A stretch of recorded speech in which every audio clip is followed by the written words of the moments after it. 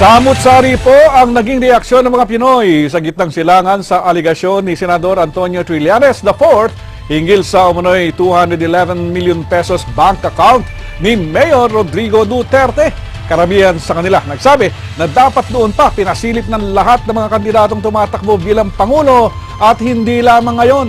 Mula po Kuwait, may Balitang Global si Senior Correspondent Maxi Santiago.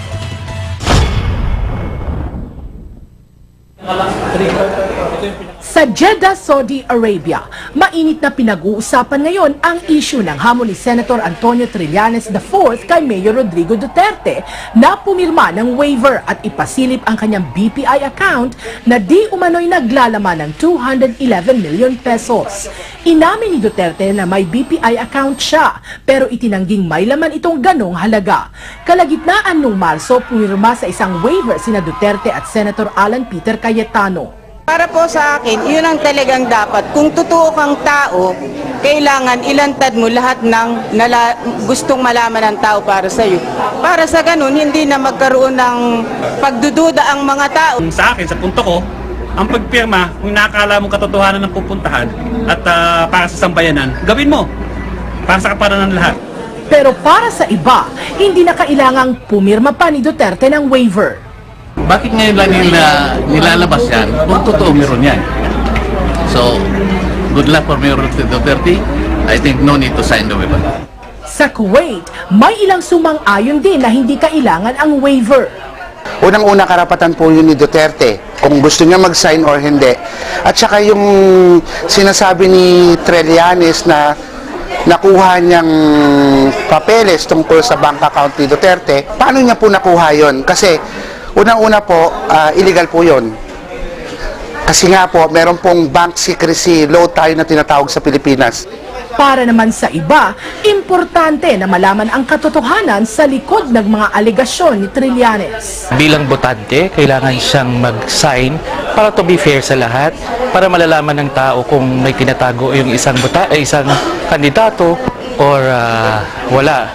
Para naman po sa kapakanan ng buong Pilipinas. Para po sa akin, ang opinion ko, kung pwede po na pwede niyang pabuksan yung account niya, bakit po hindi? Bakit po hindi? Para sa akin, mas maganda po na bubuksan yung account niya.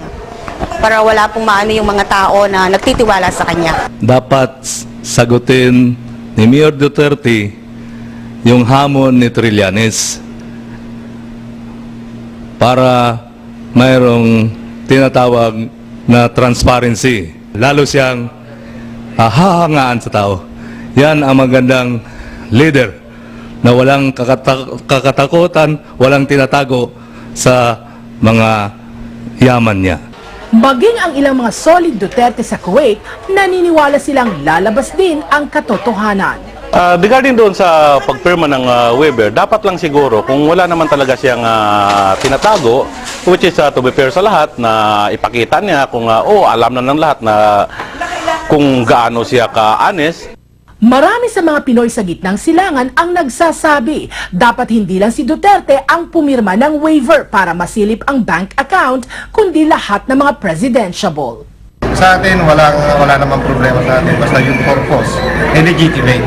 Pero kung hindi legitimate at gagamitin lang po sa politika, ay ito po ay isa na pong paglabag sa karapatan. Dapat pong lahat ng mga politiko ay pumirma ng waiver na para po maging transparent yung mga politiko base po sa kanilang mga accounts. Pag walang waiver, lantad yung mga korupsyon. Para sa mga overseas voters sa gitnang silangan, gusto nila makatao, tapat sa serbisyo, walang bahid ng korupsyon at may puso para sa mga OFW ang susunod na uupo bilang Pangulo. Kaya naman mahalaga sa kanila malaman ang katotohanan sa bawat issue na ibinabato sa mga kandidato. Ayon sa COMELEC, umabot na ngayon sa mahigit 200,000 ang bumoto mula sa mahigit 1.3 million registered overseas voters.